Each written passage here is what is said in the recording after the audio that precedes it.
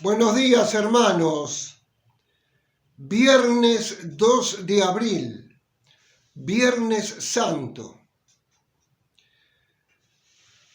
Vamos a hablar hoy, hablando de la sinfonía literaria, de los soldados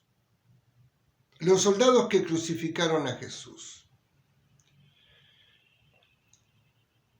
Palestina estaba bajo el dominio del Imperio Romano y era una pequeña provincia conquistada por el imperio.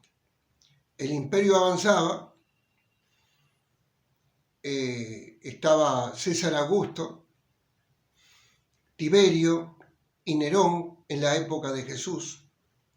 El imperio avanzaba y conquistaba lugares, pacíficamente o por la fuerza. Mucha gente, por sus merecimientos o por comprarlo, se volvían ciudadanos romanos. Por ejemplo, San Pablo. San Pablo era ciudadano romano. Y se tomaba a la clase baja para integrar el ejército. Por supuesto que a desgano. Entonces, ese pueblo, esa gente, vivía en una tensión terrible. Por un lado, estaba imperado por los oficiales romanos, pero por otro lado, tenían que sufrir los golpes comando de todos los grupos nacionalistas que causaban destrozos.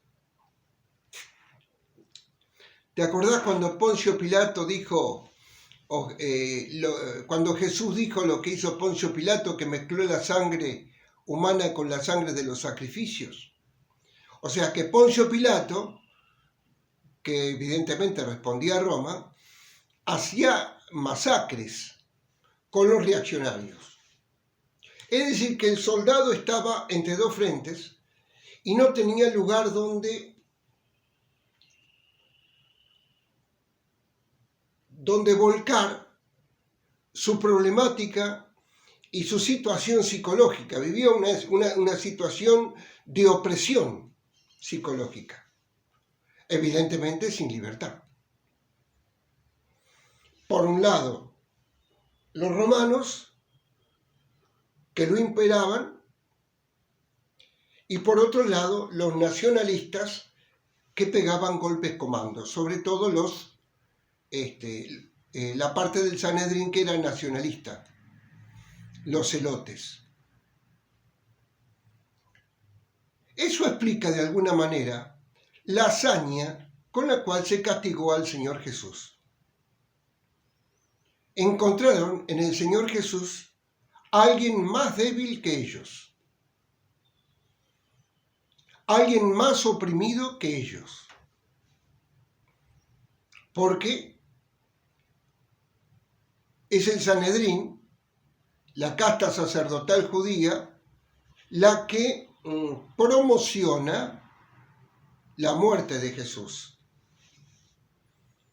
Pero los ejecutores son los romanos, porque el pueblo judío no podía ejecutar a muerte, ya que estaba sometido al imperio romano, que era Pilato y mucho más Herodes. Eso explica la gran saña. Encontraron en Jesús un chivo expiatorio. ¿Qué era el chivo expiatorio? Los judíos tenían la costumbre de confesar sus culpas y mandar un chivo al desierto para que se muera. Y cuando se moría el chivo, se expiaban los pecados. De alguna manera, Jesús es un chivo expiatorio. Como cuando le das una patada al gato, ¿viste? O cuando te las agarrás con los más débiles. Con los hijos puede ser también, ¿no? O con el cónyuge. Chivos expiatorios que por ahí inconscientemente convivimos con ellos y obramos de esa forma. Encontraron en Jesús a alguien más débil. Por eso tanta hazaña. Ahí volcaron toda su frustración, toda su problemática en este pobre hombre que también era Dios. Eso explica por qué tanta violencia lenta, tanto sufrimiento y tanto dolor. Hasta mañana, hermanos queridos. Mañana seguiremos analizando los personajes de la pasión de Jesús y que pronto podamos vacunarnos los que queremos.